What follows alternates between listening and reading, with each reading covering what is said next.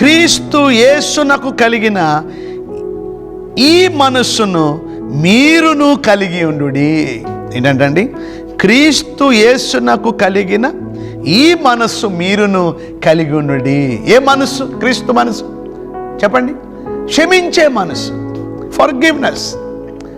ఈరోజు మనకు ఆశీర్వాదాలు రాకపోవడానికి 4వ కారణం మనలో ఫర్గివ్నెస్ లేకపోవడం వల్ల, మనలో క్షమాపణ గుణం లేకపోవడం వల్ల.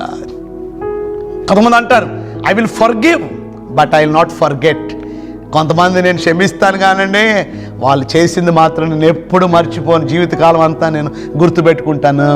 ఒక క్రైస్తవుడిగా, ఒక దేవుని బిడ్డగా, ప్రార్థించేవాడిగా, ప్రార్థించేదానిగా, ఏమండి, మందిరానికి క్రమంగా వెళుతున్న వాడిగా నీలో క్షమించే మనసు నీలో ఉందా? తప్పు చేయనివ్వండి, నేను బాధ పెట్టినవండి, నా నిమిత్తం జనులు నిందించి హింసించి మీ మీద అబద్ధముగా చెడ్డ మాటలెల్లా పలుకున్నప్పుడు మీరు ధన్యులు, సంతోషించి ఆనందించుడి, పరలోకమందు మీ ఫలము అధికమగును.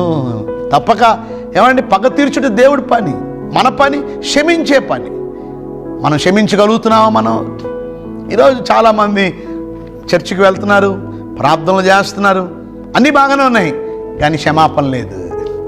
మనలో ఇంకా కక్షలు, మనలో క్రోధాలు, మనలో పగలు, మనలో ద్వేషాలు, మనలో అసూయలు, ఏమండి, ఇవన్నీ మనలో పెట్టుకుని, ఏమండి, ఇన్ని అడ్లు పెట్టుకుని దేవుడి దగ్గర నుండి ఆశీర్వాదాలు ఎలా పొందుకోగలమండి?